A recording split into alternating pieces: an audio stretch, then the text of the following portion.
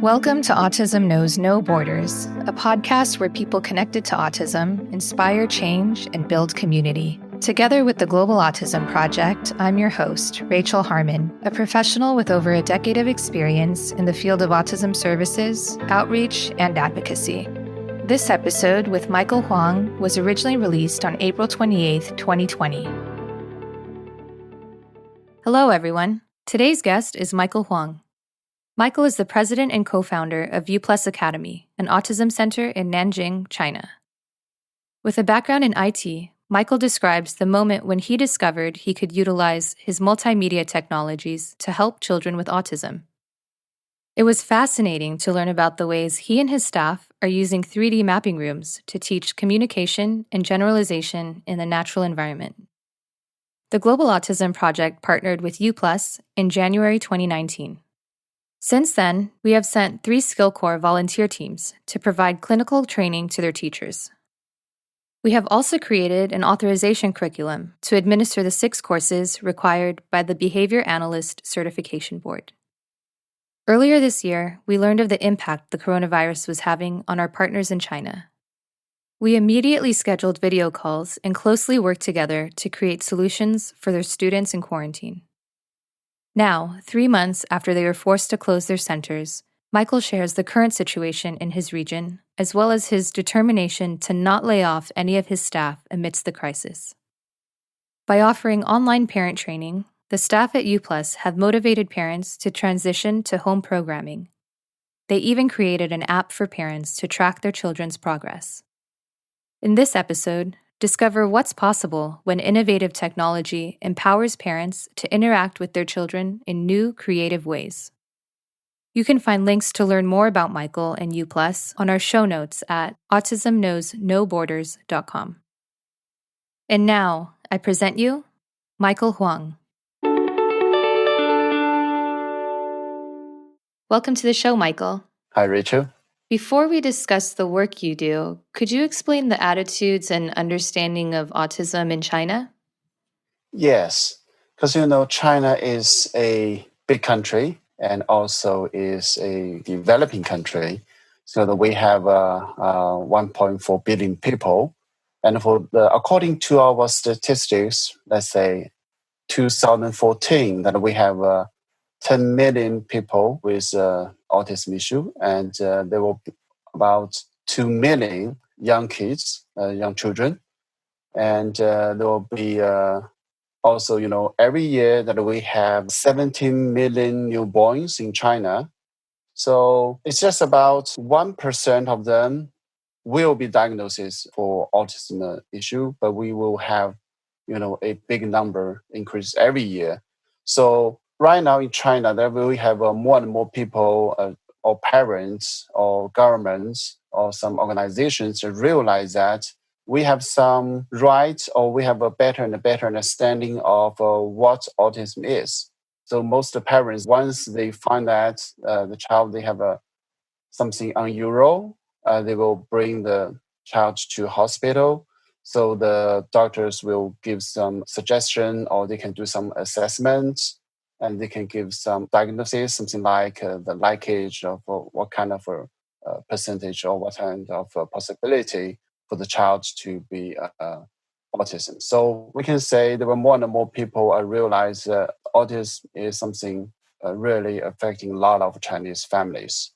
But the greatest thing is that because right now China is not, we are just get more and more open. So we can have a lot of communication with America, with some many Western countries. So that people just, especially for some teachers or therapists or doctors, they just realize that there was some therapy or treatment plans or some good theory, something like ABA, will be helpful for the autistic children.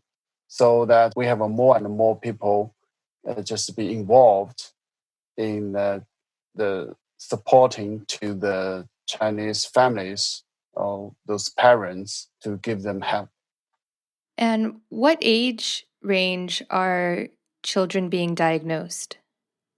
Well, right now, normally that will be from 18 months to maybe 6 years old or someone, even some parents, they bring the child to hospital at 8 even, because, most parents, when they find that the child is something different, they don't want anybody to know that. So they want to hide it. So when you're going to enter kindergarten, or especially when you want to go to the elementary school, the school will give you some assessment or give you some test. That's the things happening in China. So maybe the teacher will deny your application. So you have to bring the child to hospital. Mm-hmm. So you mentioned that parents don't want to reveal that their child has autism. Is there still a stigma in the community? Well, yes, because China is still a very traditional country, especially for our culture. It's not like something, if you have something wrong, or if your child has some problem or not as good as other children, normally the parents will not let others know. They will just try to show only the best moment on their WeChat group or on the social media. Even in our company, that we also have some employees that their child has some diagnosed with autism issue. So the couple, they have two children. The one is a girl, another is a boy. But the brother has already been diagnosed for autism about, let's say, even 10 years. So when they go outside for shopping or any time, so if they met some friends, the father will leave immediately. Will leave the mom and the boy right there, and the father will bring the daughter to somewhere else. So just pretend that they didn't know the boy. So we actually, we merely see people on social media say, okay, my son or my girl has autism issue. Normally, most parents, they won't let anybody know that. So parents are seeking out services for their children, but they're not yet willing to speak up. No. And spread awareness. You're right.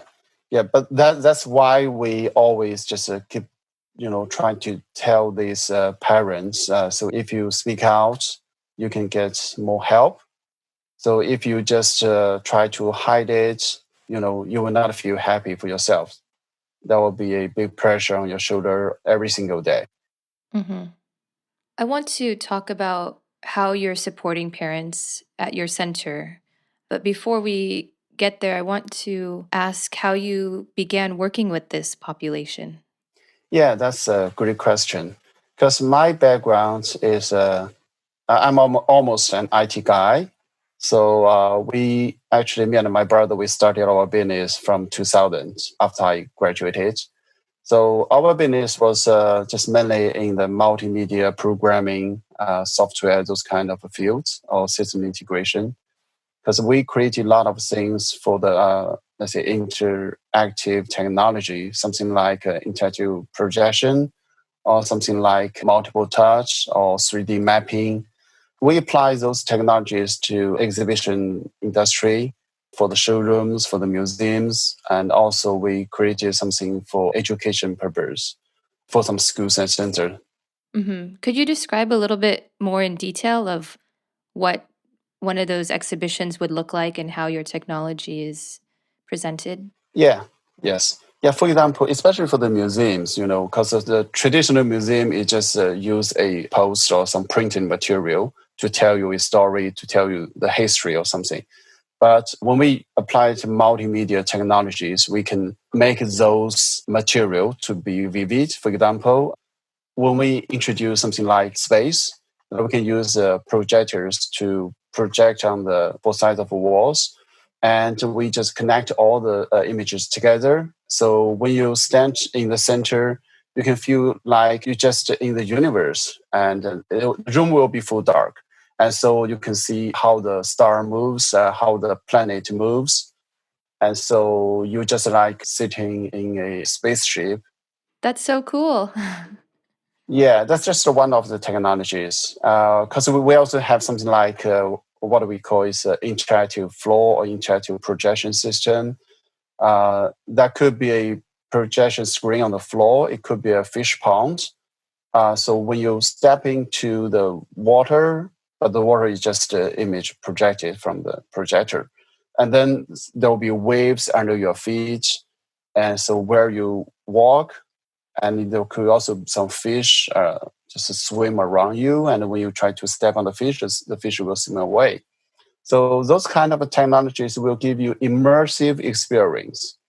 And that can also bring some static traditional display to be interactive, to be immersive. So we just applied lots of those technologies to museums and also for exhibitions, because many exhibitors, they want their booths to be attractive. So you use big screens and use multiple touch screens. You use some gesture control systems. Also, for recent years, there will also be virtual reality, augmented reality, or even mixed reality. So there are different technologies could be applied. So that's our business. That's still our business. But most of our clients are overseas clients. We actually have much more business outside China. So we have some clients. We noticed that it's about maybe 8 or 7 years ago that we have some clients from some special education schools and also from some hospitals like Kaiser Permanente in San Diego, and also some education center from Estonia, from UK, and also from Japan. And at the very beginning, we just noticed that there were some clients, they bought our interactive projection products. They bought our multiple touch program. So we just thought they use those to entertain children. That might be install that into the lobby only, so into the waiting area to calm down children or to give them some entertainment way. But when we do some research, we notice that they actually use the system in their therapy rooms. So they use those tools to give treatment to train children with autism. So because we also have an company in America, in Las Vegas, because in Las Vegas there are a lot of shows every year. So we just did some research there as well. Meanwhile, we also did some research in China. The initial purpose to do this is just to explore whether there will be some business opportunities. But meanwhile, we just noticed that after we compare the research result from America and from China, we just find a big impact to us, because we just realized that the two countries, children with, or we can say not only children, but also for all the adults as well, there will be a huge difference. Because in America, that most families, they can get treatment from their insurance. Insurance can cover maybe part of the expense. And also there are many BCBA, there are many RBTs. But in China, because we don't have such major in universities, we don't have applied behavior analysis, we don't have such lessons or course or major in China. So it will be pretty hard for us to find something from the scientific research. So, but there's still a lot of people and more parents, they realize that the children need some professional treatment. But unfortunately, we don't have enough doctors, we don't have enough behavior analysis, and we don't have enough special education teachers.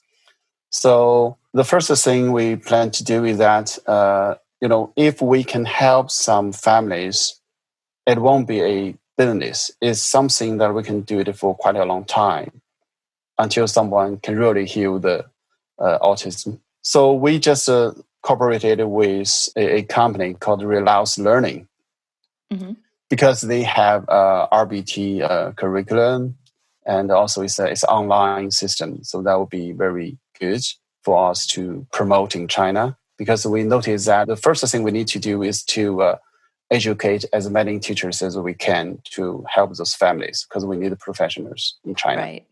Yes. Yes. And we also did a lot of work to translate everything. under BCBA's help and also some BCBAD's help from Relance Learning and also from our side, we work together to make it to be in Chinese. And so we just promote it and we give the free lessons to 1,000 Chinese teachers. And those teachers are mainly already been in this field. I mean, they just work daily with autistic children. Okay, so you were teaching them ABA strategies. Yes. Okay. Yes. And at the very beginning, we give them for free. And but later, we just noticed that, if you give something free, people, they may think, okay, that's free, so I can learn it today, I can learn it tomorrow. Yep. So that might not be, not everybody will be on the same page or same path too. So later, we just begin to charge, but that's another story. But, when we just teach these teachers in China, that we also notice that might not be good enough. We can still do more. So we began to discuss with some centers to see whether we can work together to see whether we can import the professional or some systematic training system to China. We can try, or we can see, because for most Chinese autism centers, they know ABA, but they still argue a lot about whether ABA will actually work. Mm-hmm. So we just want them to know what the real ABA is. That might not be happening in America, but that's happening here in China. So we just we hired an American teacher and we sent an American teacher to China to work closely on a daily basis with Chinese teachers. And we just make a room. The room, what we call is a UPlus Academy room in the center. So the first center, they have about 200 students. And we just serve 5 students in our small room. It's about 6 by 6 meters. So it's almost 36 square meters room. Mm-hmm. So we begin to teach those students, and we can see very positive feedback. And also, not only for the children, they got very good progress, and we can also see parents' positive feedback.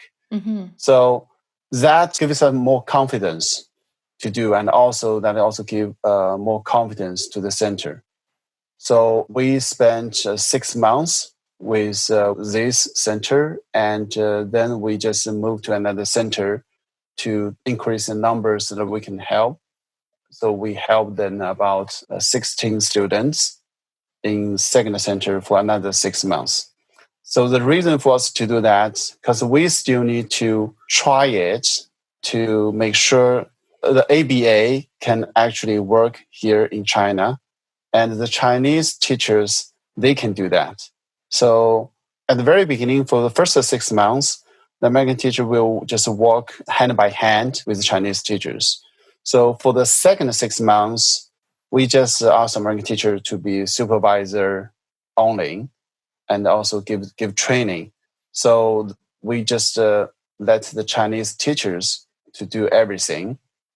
And we can also see very good results, especially, when one boy, he actually stayed in that center for 2 years, but he still cannot pronounce a single word.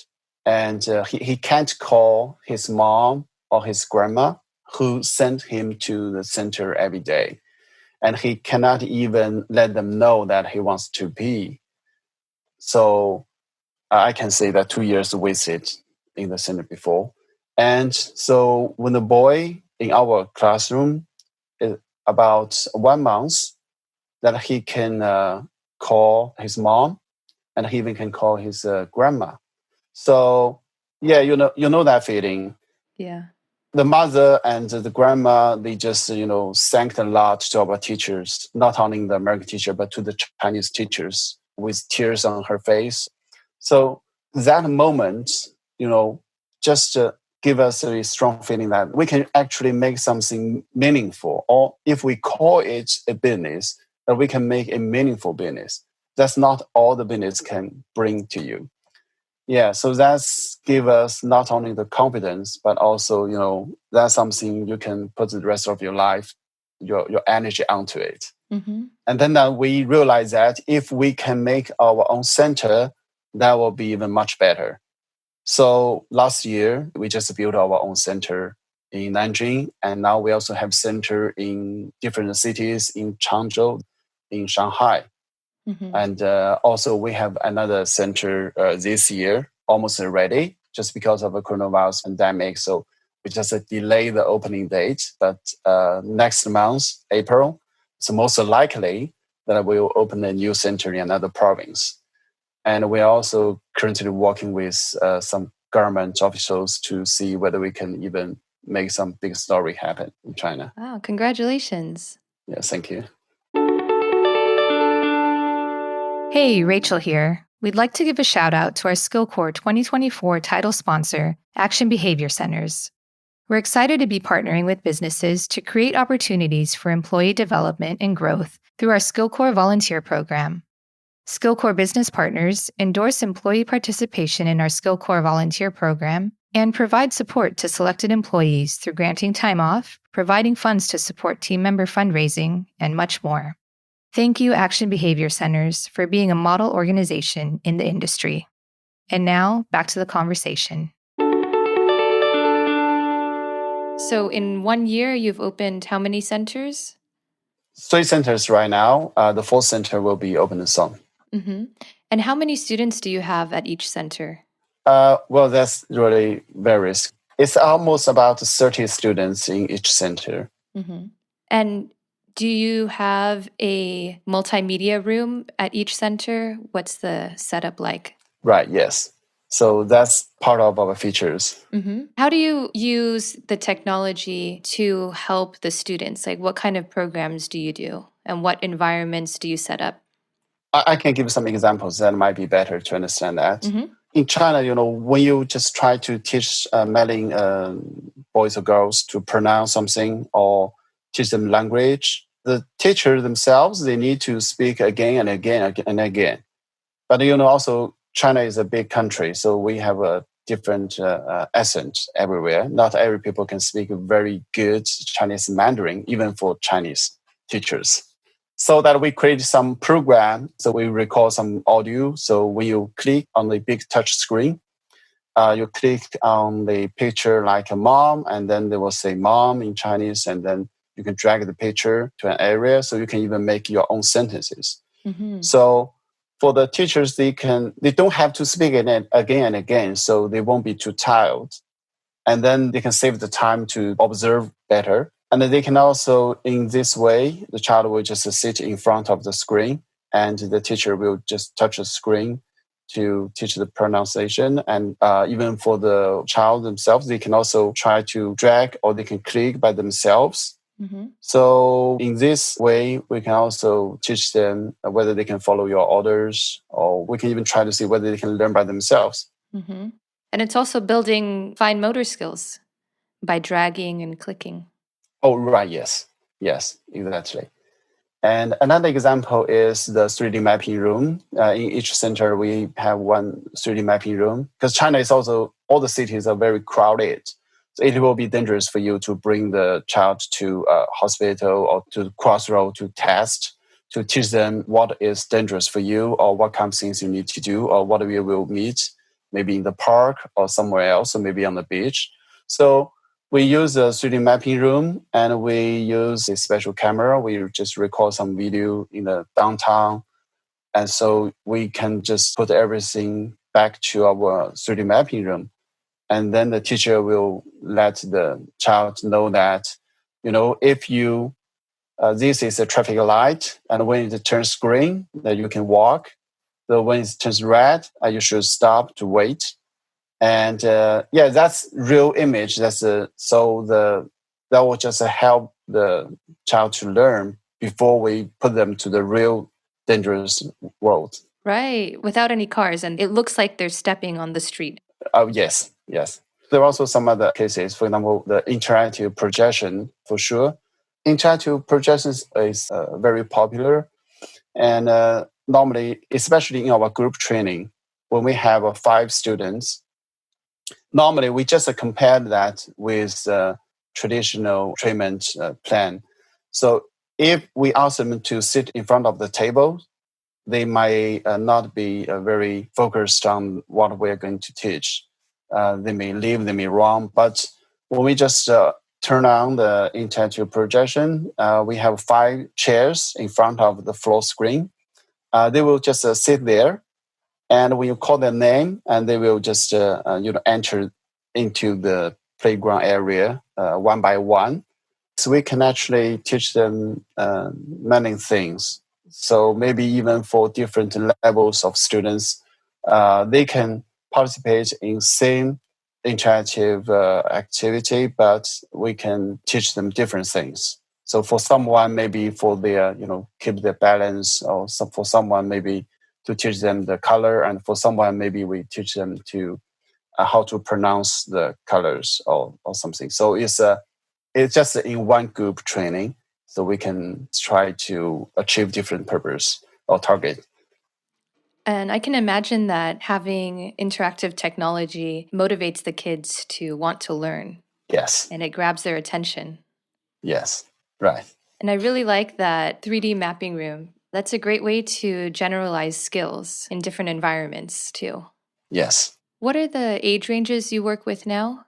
From 2 to 8. So most of them from 2 to 8. Okay. What services are available for adults with autism in China? Well, can I say that's almost a zero? Only some parents, what I know is that there are some parents, they just try their best to, organize some adults, some families they know. So maybe they can just open a small coffee shop, or maybe they just send them to some organization which is organized by the government, so they can send them to work there. But what I know is that there is no systematic supporting system for the adults. I imagine your technology being very useful for teaching vocational skills. Yes. Like a simulation of a coffee shop that they're working at, or whatever skills they need to learn and develop could be done in a 3D room and eventually generalized to the real environment. Yes. Yes. Because we don't need them to wear any glasses, so that will be better for them to get familiar with the environment. Do parents get involved in the training and the therapy? Do they come to the center and work with the kids in those different medias? Well, no, because we just want the children to be independent in our training course. But anyway, we have plan for the parents. Okay. Because in China, normally the grandparents will take care of the children's daily life. So normally that's the grandmother or grandpa, they send children to our center. So for the young parents, that we give them different type of training or support. We call it parallel education.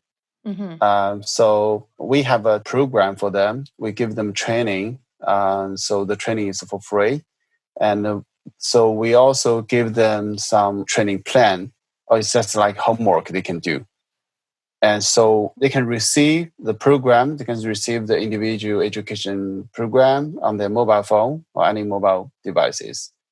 And they can implement that at home. It could be just maybe 2 minutes, it could be 5 minutes, because most parents, they still need to work.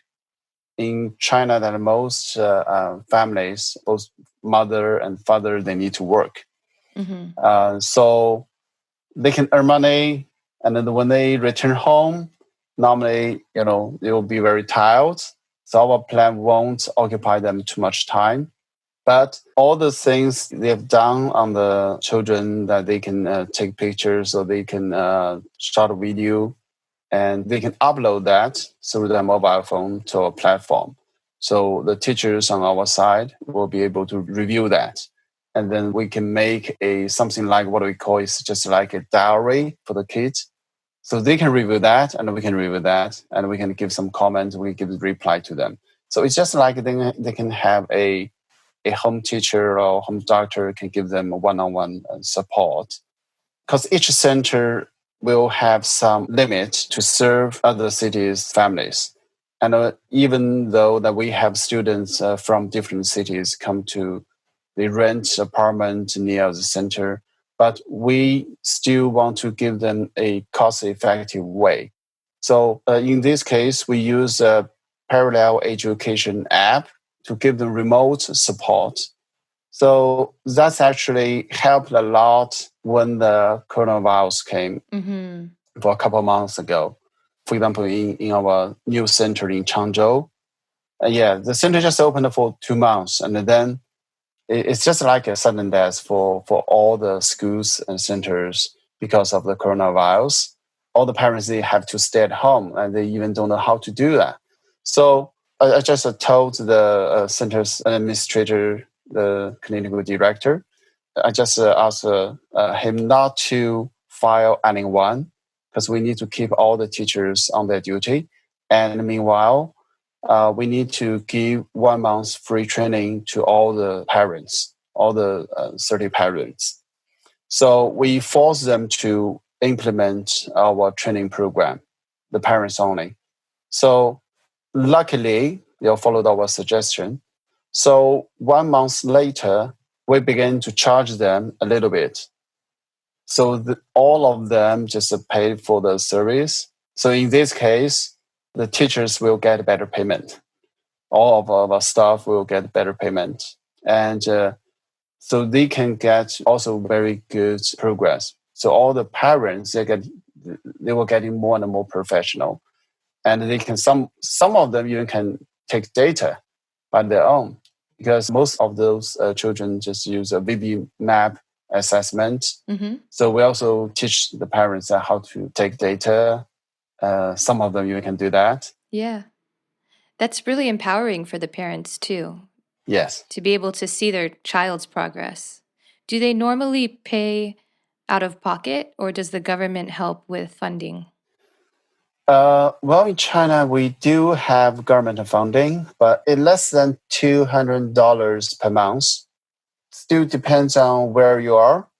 So for some cities, they can give about $400 a month, but that's a maximum, as far as I know.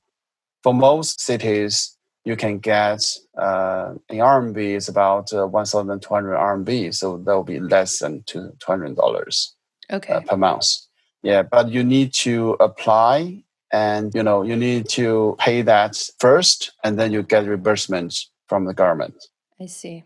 So you mentioned the coronavirus, and I want to talk about how that has affected your center and impacted the services you offer. So just to give the listeners some context, we are recording this on March 26th.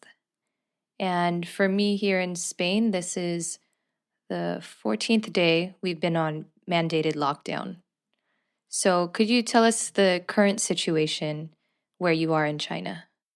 Yeah, because in China, because China is very big, the province called Hubei was the center for this coronavirus pandemic. But we are in different province. We're at the eastern part, not in the center part of China. So we are all good. We don't have many patients, and right now that we are almost zero.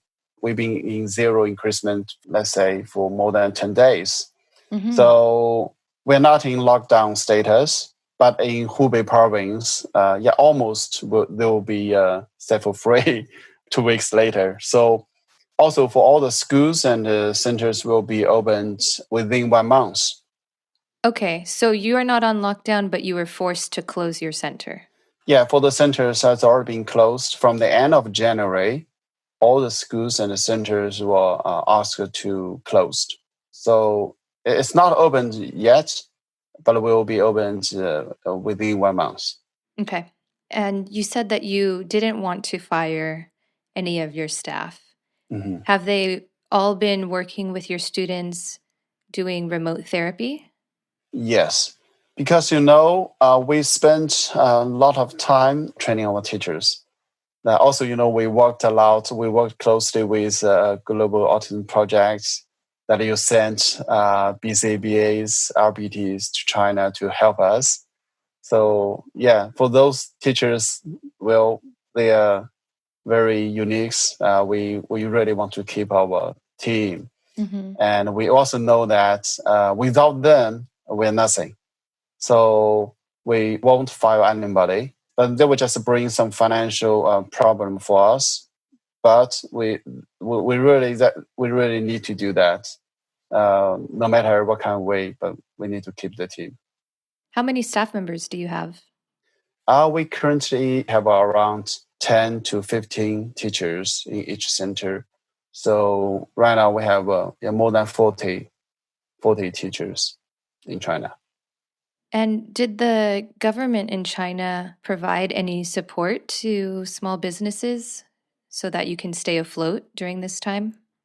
Yes, we have a less tax and we have a less fees. That's really saved, I can say, 20 or 30% of your monthly expense. So that's something good. But we still need to pay rental and we still need to pay some basic salary for sure. But that's already very good. Mm-hmm. When you open the center again in a few weeks, right? Yes. April 7th? Yes. Do you imagine that you'll be able to continue where you left off? Or how do you imagine starting the center again? Well, I think that will be just as usual. Also, I can see that we will have many more students in the near future because we also work closely with hospitals, with doctors, because we know that there were also some parents, they brought their children to hospitals to get diagnosis. But after diagnosis, because of all the centers are closed, so they cannot send the children to anywhere.